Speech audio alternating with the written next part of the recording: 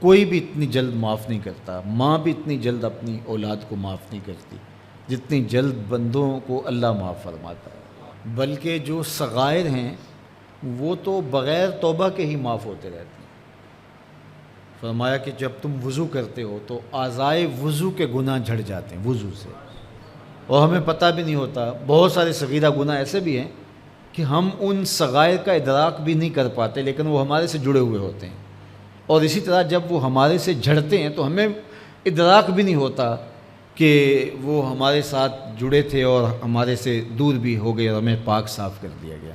ایک نماز سے دوسری نماز تک کا وقت درمیان کے اندر ہونے والے گناہوں کا کفارہ ہے۔ ایک جمعہ دوسرے جمعے تک، ایک رمضان دوسرے رمضان تک گناہوں کا کفارہ ہے۔ تو یہ اللہ کی کرم نوازیوں کے رنگ ہے۔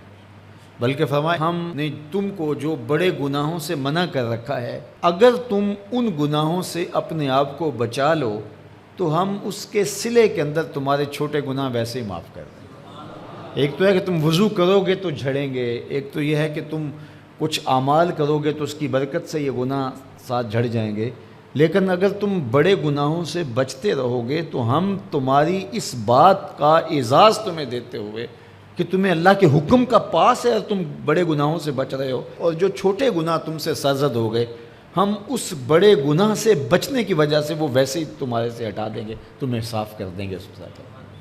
یہ کتنی کرم نوازیاں ہیں۔ اور اگر تم نیکیاں کرتے ہو تو نیکی بھی تمہارے گناہ کو مٹا دیتی ہے۔ اللہ کے محبوب علیہ السلام نے جو 3 وصیتیں کی تھی تو ان میں سے ایک وصیت یہ تھی کہ گناہ تم سے سرزد ہو جائے تو اس کے بعد تم نیکی کرو۔ کیوں؟ تم ہوہا، جو نیکی ہے وہ گناہ کو مٹا ڈالے گی۔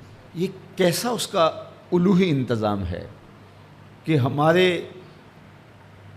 گناہوں کو مٹانے کے لیے کتنے سامان رکھیں۔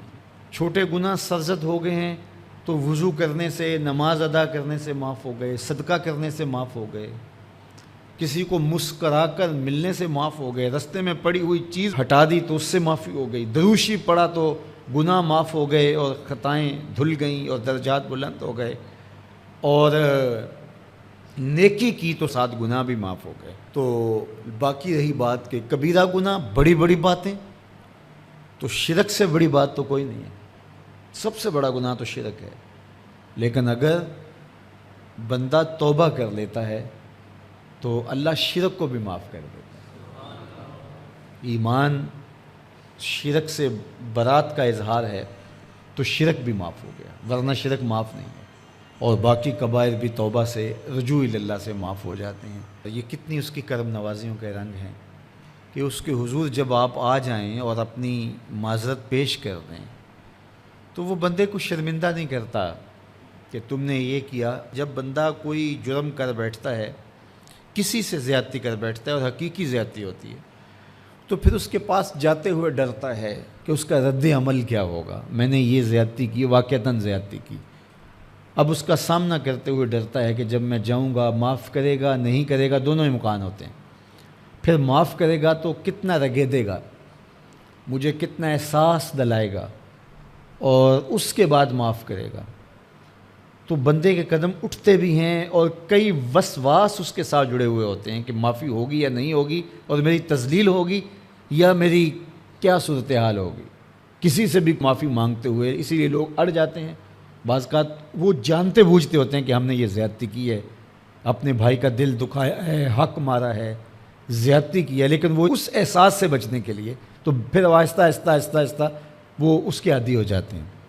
لیکن آپ اور میں گناہ کرتے ہیں تو گناہ کرنے کے بعد جب خیال پیدا ہوا کہ معافی مانگنی چاہیے، تو جب ہم وضو کر کے قدم اٹھاتے ہیں توبہ کے لیے تو ہمیں کوئی ایسا وسوسہ نہیں ہوتا کہ وہ معاف نہیں کرے گا۔ بلکہ حضرت داتا گنج بخش علی حجویری علیہ رحمہ کشف المعجوب میں ایک بزرگ کا قول نقل کیا کہ جس نے توبہ کی اللہ نے اسے معاف کر دیا۔ تو پھر ایک دوسرے بزرگ کا قول پیش کیا، کہا نہیں ایسا نہیں ہے کہ جس نے توبہ کی اللہ نے اسے معاف کر دیا، بلکہ یہ ہے کہ جس کو اللہ نے معاف کرنا تھا اس کو توبہ کی توفیق دے دی۔ وہ خود کہتا ہے نا کہ توبو الی اللہ، میری طرف آؤ، رجوع کرو اور میری طرف آ کے اپنے گناہوں کی معافی مانگو، تو اللہ توبہ کے لیے بلا رہا ہے۔ تو جب بلا رہا ہے تو اس کا مطلب ہے معاف کر دیا تو بلا رہا ہے نا۔ اب اگر اس کے باوجود بھی کوئی نہیں آتا تو پھر اس کی حماقت اور اس کی بے وقوفی ہے۔